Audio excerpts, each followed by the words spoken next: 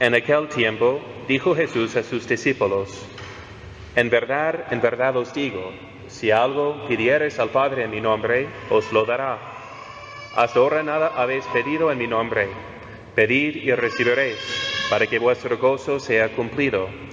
Esto os he hablado en parábolas. Viene la hora en que ya no os hablaré en parábolas, sino abiertamente os hablaré del Padre. Entonces pediréis en mi nombre, y no os digo que os rogaré yo al Padre por vosotros, pues al mismo Padre os ama, porque vosotros me habéis amado y creído que yo salí de Dios. Salí del Padre y vine al mundo, otra vez dejo al mundo y voy al Padre. Dícenle sus discípulos: ahora sí que hablas claro y no dices ningún enigma. Ahora conocemos que todo lo sabes y no has menester que nadie te pregunte. Con esto creemos que has salido de Dios. En el nombre del Padre, y del Hijo, y del Espíritu Santo. Amén.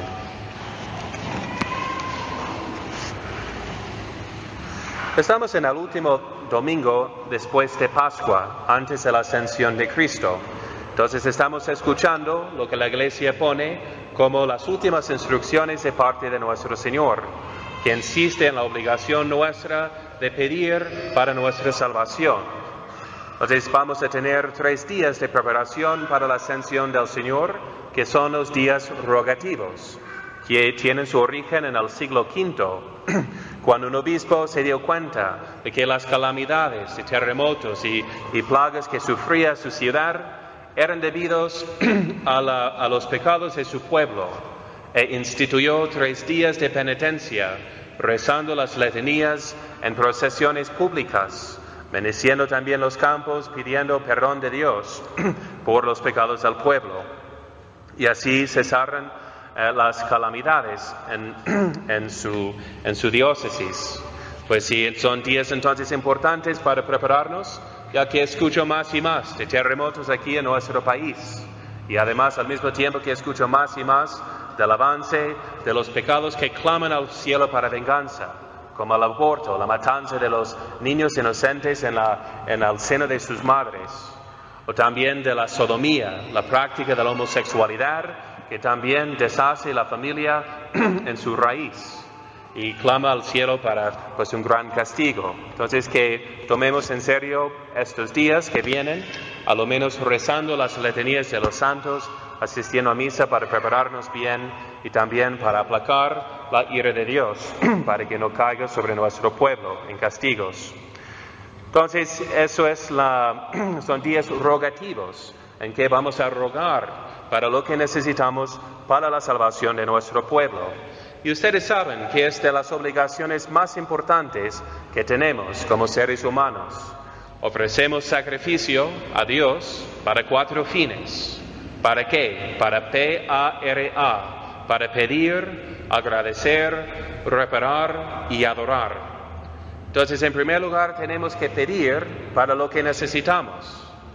En eso se manifiesta la gloria de Dios, siendo revelado como el bienhechor infinito. Y como comentó San Agustín, Dios que te creó sin ti, no te salvará sin ti. Entonces Él quiere que nosotros cooperemos, que queramos la salvación. Y por eso nos pone la obligación de pedir. Y por ende, entonces vamos a cada misa con esta intención de pedir para nuestra salvación. Y es por eso que escuchamos la promesa hoy de que todo lo que pidiéramos al Padre en su nombre, se nos concederá. Pero ¿cuántas veces entretenemos una duda sobre esta promesa? Entonces pensamos que muchas veces hemos pedido a Dios para la salud, para que cure a un querido nuestro, por ejemplo, y no lo hizo. Nos quedamos tristes y con dudas sobre esta promesa. Entonces, ¿cómo entender estas palabras? Que el Señor pone como una promesa infalible de su parte, de parte de Dios, quien no puede engañarse ni ser engañado. Y San Agustín y San Gregorio Magno nos las explican, estas palabras, en su sentido correcto. Porque dice el Señor: todo lo que pidieres al Padre en mi nombre. Su nombre es Jesús, que quiere decir el Señor que salva. Y por ende, todo lo que pedimos tocante o con referencia a nuestra salvación, se nos concederá.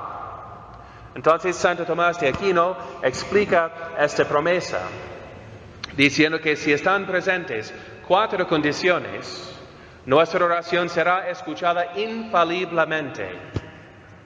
Y dice que en primer lugar tenemos que pedir para nosotros mismos, porque el hecho de que queremos nuestra salvación indica que no ponemos impedimento a recibir la gracia que Dios quiere darnos. Dios que quiere la salvación de todos los hombres. Dios quien bajó del cielo y padeció su pasión y expresó su sed inextinguible, ¿no?, en la Santa Cruz para las almas, para sanarnos y para salvarnos. Entonces, cuando rezamos para nuestra salvación, nos disponemos para recibir la gracia que Dios muere para darnos. Y además tenemos que pedir para lo que es para nuestra salvación. Entonces, si los bienes materiales sirven para nuestra santificación, Dios nos los concederá. Como vemos en los santos, San Padre Pío pedía para un hospital, para que los enfermos sufrieran en unión con el Señor y para que sus sufrimientos fueran pues un poder de santificación en el mundo. Y recibió de un bienhechor anónimo millones de dólares para construir el hospital.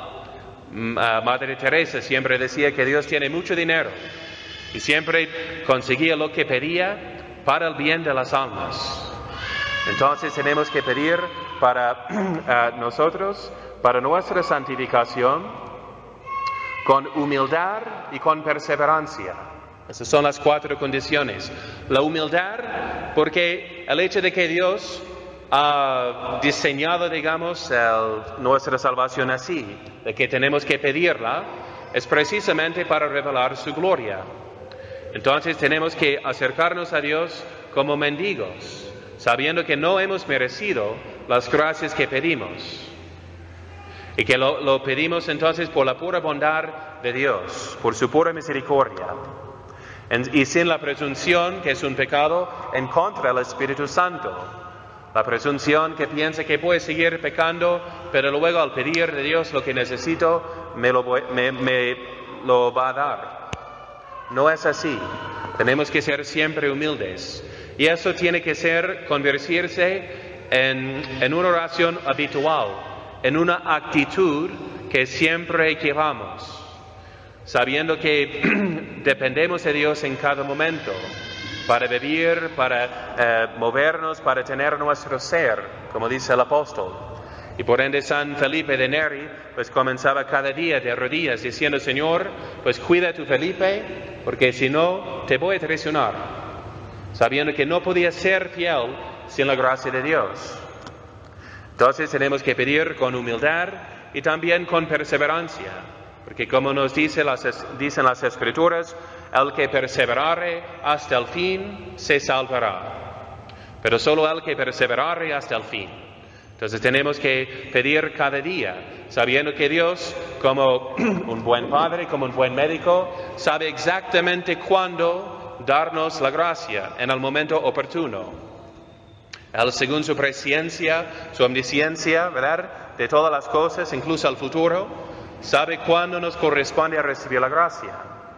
Por ejemplo, Santa Mónica, que rezaba por tantos años por su hijo Agustín, tan vago, que buscaba la felicidad en la lujuria, en el esoterismo. Entonces, por fin, medio desesperada, contando su dolor al obispo Ambrosio, escuchó de este santo obispo que es imposible que un hijo de tantas lágrimas sea perdido. Y por fin se convirtió en el momento oportuno.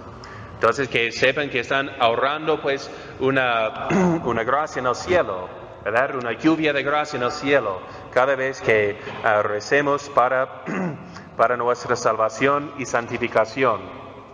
Entonces, y como dice San Agustín, el Señor dice: si pedís algo en mi nombre, se os dará. Pero tiene que ser algo. Y si no sirve para nuestra santificación y salvación, no es nada. Y el Señor, como un buen médico, no nos lo va a dar. Entonces tenemos que estar siempre resignados a la divina voluntad. Y además, Él cuando nos enseñó cómo orar, nos enseñó al Padre Nuestro, ¿verdad? Ustedes lo saben de memoria, pero les pregunto si lo han meditado. Porque en la cuarta parte del catecismo nos explica, nos expone la vida espiritual, cómo rezar y crecer en la oración según el modelo del Padre Nuestro, que nos enseña no solamente lo que debemos pedir, sino el orden según el cual lo debemos pedir. Porque ¿cómo empieza el Padre Nuestro? ¿Empieza pidiendo nomás para bienes materiales? No. Empieza pues ordenando nuestros afectos y deseos a lo que es más importante. Y así empezamos: Padre nuestro que estás en los cielos, santificado sea tu nombre. Venga a nosotros tu reino, hágase tu voluntad, así en la tierra como en el cielo. Y después de haber deseado la gloria de Dios, y solo la gloria de Dios, y nuestra santificación para la gloria de Dios, luego pedimos nuestro pan de cada día.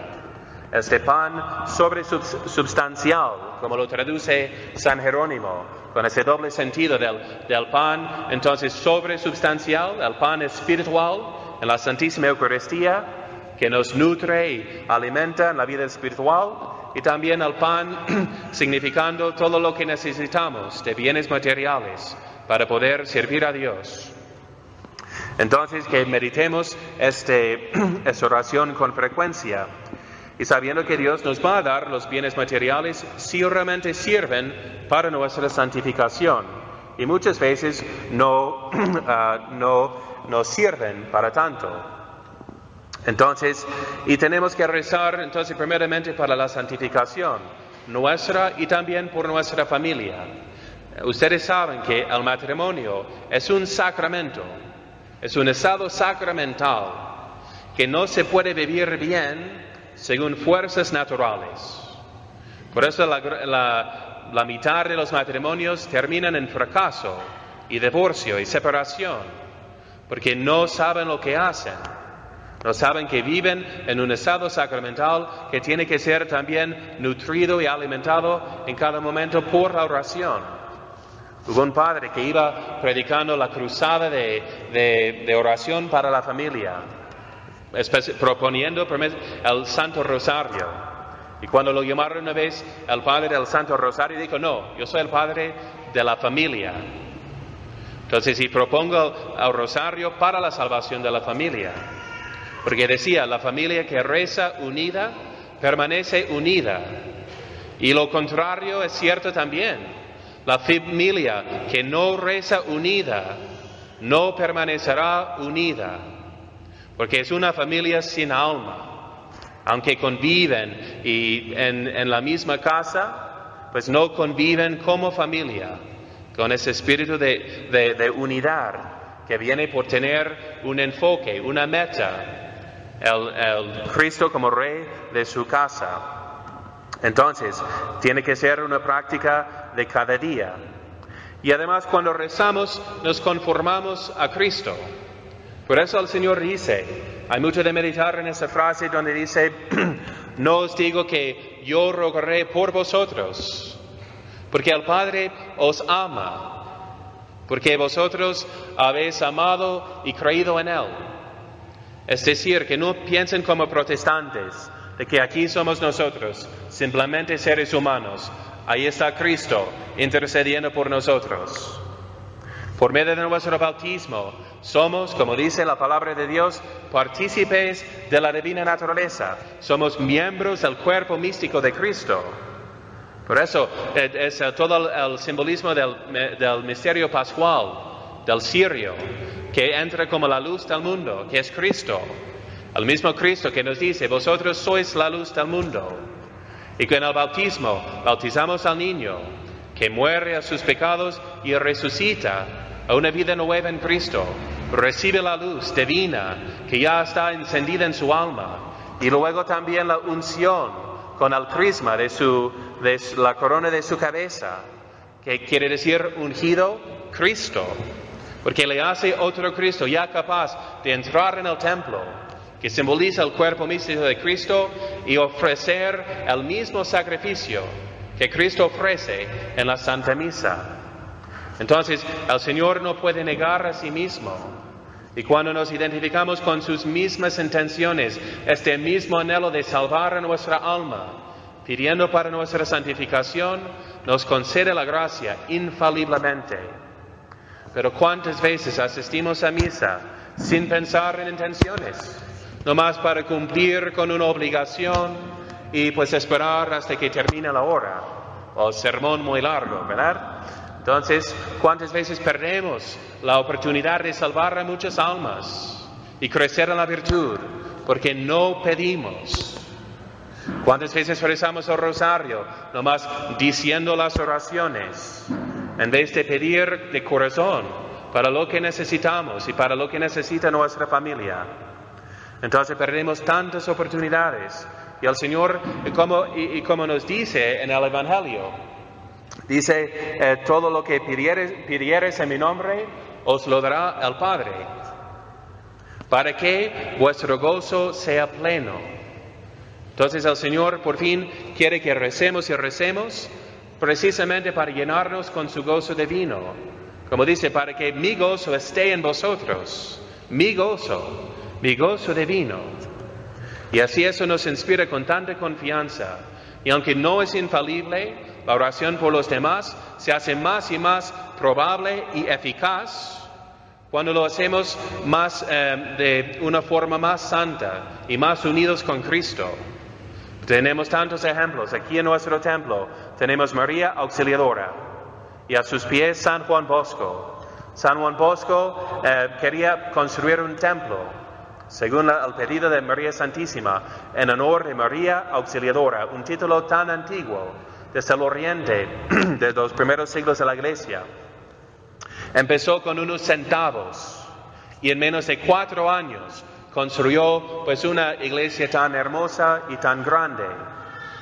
Entonces y dijo que cada piedra de la iglesia era un milagro y una contestación de parte de María Auxiliadora. Y tenemos su título, Auxilio de los Cristianos, en las letanías, gracias a su intervención en la batalla de Lepanto, cuando estaba pidiendo al Papa San Pío V en las calles con todo el pueblo romano, pidiendo para la victoria, que el Señor les concedió al ejército, que era mucho menos en número que el ejército de los musulmanes, y así salvó a la cristiandad. Entonces, gracias a María Auxiliadora. Además, tenemos tantos ejemplos. Santa Teresita, pues la santa más grande de nuestros tiempos, como dijo San Pío X. Ella, entonces, con tanta confianza en esta promesa, cuando escuchó de un asesino tan horrible, monstruoso, ella seguía rezando por su conversión. Y ni quería, decía el Señor, ni tengo que averiguar cómo murió, porque yo confío tanto en tu promesa. Y cuando, pues por curiosidad estaba leyendo el periódico, entonces vio las noticias de que antes de morir se había arrepentido, besando un crucifijo y pidiendo perdón de Dios con lágrimas. Así es el poder de la oración. Pedid y recibiréis. Y todo lo que pedimos en el nombre del Señor se nos concederá para que nuestro gozo sea cumplido. Y así sea. María Auxiliadora, ruega por nosotros.